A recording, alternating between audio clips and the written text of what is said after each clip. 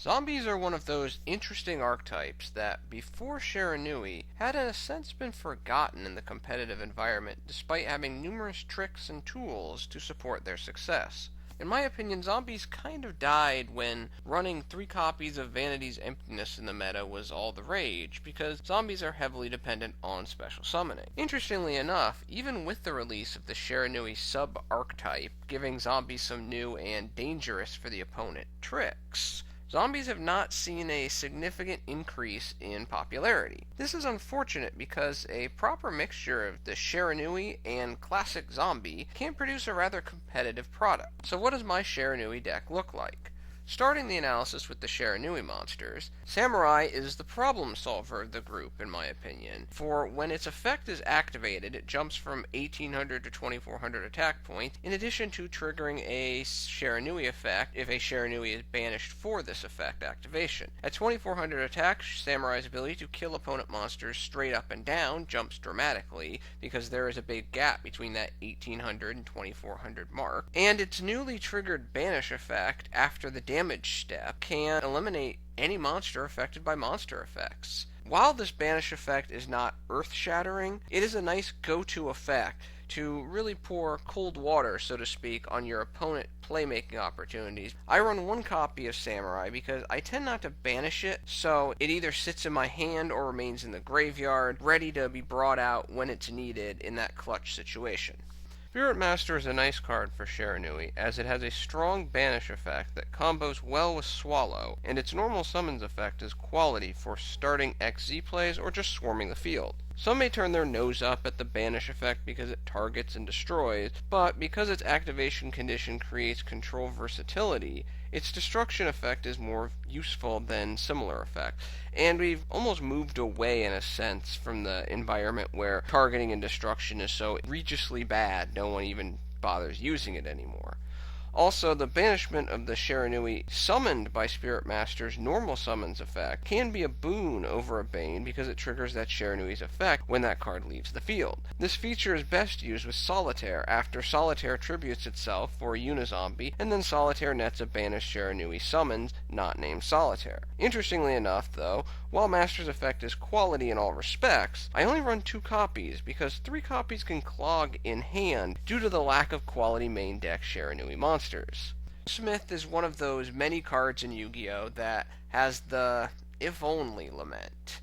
Its Synchro search ability is solid, commonly netting you either a Solitaire, Swallow, or Spirit Master, but unfortunately it only triggers when the card is sent from the field for the summon, not just involved in the summons. Boo for the lack of versatility with Spectral Sword's effect. Its banish effect is also unfortunately limited in that it is only for the given turn, instead of the opponent's next end phase, for example, limiting its value due to the small amount of cards that can banish from the graveyard during the opponent's turn. Also, it does not protect from destruction by card effects or targeting. Basically, Smith's banish effect is designed to protect Samurai from suicide banishing, upgrading it to just banishing, and maybe baiting out an honest or some other attack modifying card. As stated, if only. Right now, 0 copies. Smith could shoot up to 1 or 2 copies if Shiranui ever got higher quality spell or trap support with Shiranui in the name. On the other hand, Solitaire is a fantastic example of quality card design in that it was exactly the type of card that Shiranuis needed to jump to that next level of competitiveness after their initial bout of support. Solitaire is a poor man's Lone Fire Blossom for zombies in a sense, but while its versatility is limited, the only thing that really matters is that it can grab Uni-Zombie from the deck, which starts a lot of important combinations for this deck. Its banished effect is also high quality, where it allows for the fast summons of a Crystal Wing Synchro Dragon in combination with a Spectral Sword, or just the free summons of any other Shiranui monster when you banish Solitaire. While running 3 copies of Solitaire and 3 copies of Uni-Zombie can result in some level of inefficiency, the need to get Uni-Zombie on the field as fast as possible for this deck overrides the problems caused by some of that inefficiency. Before Solitaire, Spectral Sword was probably the least useful card among the Shiranui, for its only real strengths were acting as a trigger for other Shiranui banish effects, as well as pulling out zombie synchros for almost free, which could be nice because it circumvented material conditions like Archfiend's Zombie Skull. Unfortunately, there were then, and still are now, so few quality level 6 or lower zombie synchros that the overall usefulness of the effect was limited, as running level 6 zombies to attempt to make level 8 synchros is of limited usefulness to the deck overall. However, with both Crystal Wing Synchro Dragon and Solitaire now in tow, Spectral Sword has found a new purpose, allowing Shiranui players to get a second turn Crystal Wing onto the field a fair amount of the time and rather easily. However, a number of Shiranui players feel that Spectral Sword is too slow due to the inability to use its effect during the turn it is sent to the graveyard condition. In my opinion, Spectral Sword is fine at only one copy because the opponent really can't get rid of it in a well-designed deck, and multiple copies produce inefficiency, and adding it to the deck at that one copy does provide some very effective versatility and power. Shogunsaga is the heavy hitter of the deck, and holds the important responsibility of being the out to a lot of the boss monsters run by various rogue decks that cannot be targeted or are not affected by other card effects. Also, as a zombie, it has the ability to attack on the turn when Uni-Zombie uses its effect, as well as be special summoned by Mezuki's effect. The return of a banished zero defense monster to the grave is of limited usefulness at the moment with how most deck construction for Shiranuis progresses, but it can come in handy now and again, especially in combination with a card like Solitaire. I only run one copy due to extra deck space concerns, and it can be recycled with little trouble as long as it's not Solemn Struck.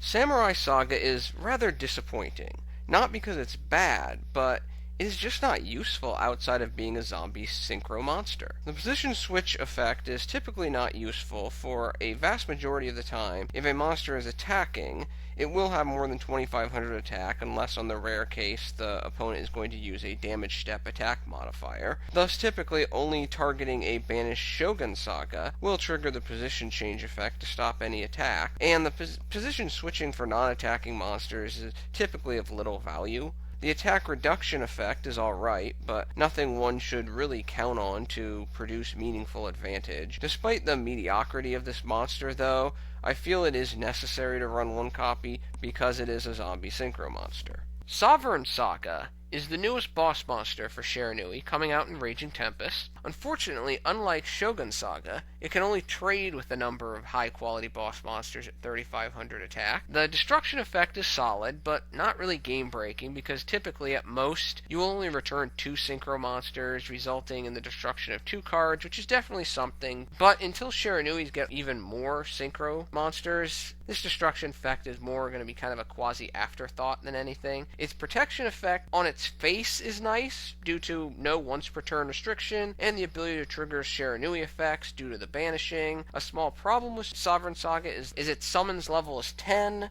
The best combination to summon it are a level 6 Synchro and a level 4 Uni-Zombie, and a level 5 Reaper on Nightmare summoned via an instant fusion, and a level 5 Uni-Zombie. However, and this is a big however, the problem with Sovereign Saga that sticks out like a sore thumb is that it does nothing to mitigate targeting, leaving it a sitting duck for various Paleozoic traps, Kirin, ABC Dragon Buster, Alcahest, Castel, etc.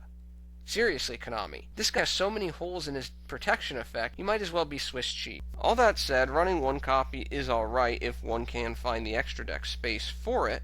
I can't, so I won't be running any copies when Tempest comes out.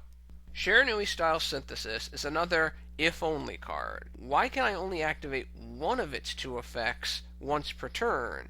Why can't I activate each effect once per turn, or heck, each effect however many times I want? If I want to give up 2 cards from my hand to special summon a banished 0 defense point monster, there really should be no problem with this exchange. The big problem with this card are the limitations. It requires no monsters on the field, as well as the discards from the hand, making it actually difficult to be useful after the first few turns, especially in a deck that has numerous other options. The combination potential with Solitaire is nowhere near enough of an incentive to run this card either. Shiranui Style Swallow Slash is Shiranui's answer to Fire Lake, in a sense, because there are numerous times when banishing a Spirit Master will result in the destruction of 3 cards on your opponent's field, and there are some times when it will also include a 4th wasted card by the opponent, trying to remove a monster that you end up tributing via Swallow with some form of card effect. A somewhat forgotten advantage of Swallow is that You contribute a face-down zombie monster, which lets you keep your hand closer to your vest, so to speak, due to the limited options the opponent has to address face-down. Due to the philosophy that will be discussed later regards to building and running this deck, I definitely think 3 copies of Swallow is the way to go. Shiranui Style Reincarnation, the second piece of support that's coming out in Raging Tempest, is one of those cards that has lots of potential for the future, but will it achieve that potential is unknown. The simple fact with Reincarnation is it does not do a good enough job at helping the hybrid zombie deck that's constructed, that similar to this deck construction, that's built between Shiranuis and Old Zombie, because it really doesn't provide any advantages to the older zombie cards for the most part. Basically, more quality Shiranui main deck monsters need to be released for this card to really shine. Well, that closes up the Shiranui aspect of the deck. For the non-Shiranui monsters, 2 choices are obvious. 3 copies of Mezuki for decent attack power and graveyard special summoning, and 3 copies of Uni-Zombie for graveyard dumping and synchro plays. For the remaining monsters, I run 3 more zombie one-ofs. I do run 1 copy of Zombie Master, despite it seemingly falling out of favor with other Shiranui players, because I think it increases combo play potential, and it provides another avenue to making easy synchro plays. 1 Spirit Reaper, for it provides some nice defensive capacity, for I think a lot of people forget how annoying it can be to get over a monster that can't be destroyed by battle. Also, Spirit Reaper makes an excellent tribute target for Swallow, for opponents will almost always end up wasting an effect in an attempt to remove Spirit Reaper before you chain Swallow and tribute it for Swallow. Finally, while not as powerful as it once was, dumping a card from the hand to the graveyard is still more beneficial than detrimental, especially against pendulum decks. Finally, I run 1 Plaguespreader Zombie for more synchro versatility and playmaking opportunities. Closing out the monsters, I run the standard Speedroid engine, 3 Terrortop and 1 Taketomborg, to increase consistency and Omega summoning through Leviair and Mezuki combinations. Worst case scenario, you can make a Totem Bird to slow down the opponent's playmaking capacity on the next turn. 1 possible tech monster for this deck is Shuten Doji. Banishing 2 zombie monsters to draw 1 card will typically result in at least 1 Shiranui effect in addition to that draw. The second effect is not bad either, as returning a Spirit Master or Solitaire to the top of the deck can be useful to set up plays in the mid or late game. However, for me there is just not enough advantage to running Shuten Doji yet.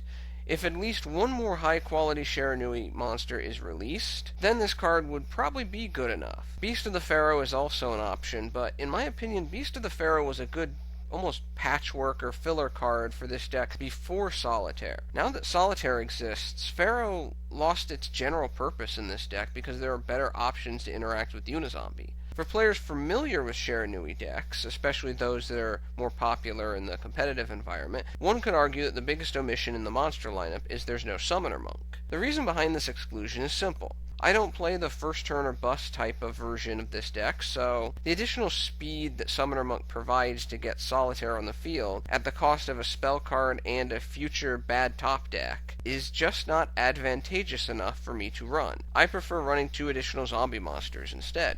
For the spells, I run 2 general staples, 1 Raigeki and 1 Soul Charge. For this deck, the quasi-staple Foolish Burial should definitely be run to increase versatility, and 1 copy of Upstart Goblin for increased consistency and speed. I feel that running 3 copies of Twin Twister is almost mandatory in a sense for this deck, for the discard cost is rather insignificant as there are a number of cards that don't mind being in the graveyard, and removing any pesky battle traps as well as members of the Solemn family is definitely important.